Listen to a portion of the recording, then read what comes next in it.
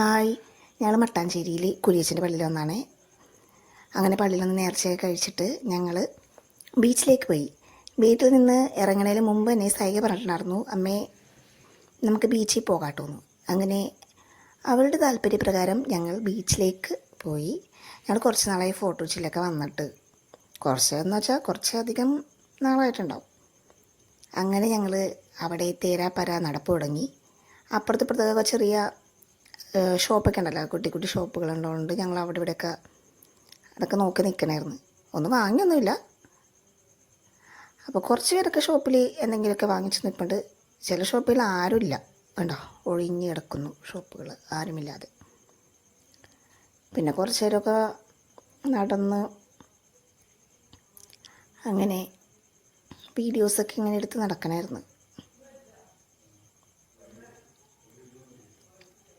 അങ്ങനെ ഞങ്ങൾ ഐസ്ക്രീം വാങ്ങിച്ച് കഴിച്ച്, സൈഗ സ്ട്രോബെറി ബാർ വേണമെന്ന് പറഞ്ഞു. സൈഗ സ്ട്രോബെറി ബാർ പകുതി കഴിച്ചുള്ളൂ, പകുതി അപ്പന കൊടുത്തു. അങ്ങനെ കണകുണ വീഡിയോസൊക്കെ എടുത്ത് ചുമ്മാ ഇങ്ങനെ നടക്കണമായിരുന്നു. ബീച്ച് കാണാൻ എനിക്കിഷ്ടമാണ്, പക്ഷെ ഞാൻ ഇറങ്ങില്ല, എനിക്ക് പേടിയാണ് ബീച്ചിലിറങ്ങാൻ.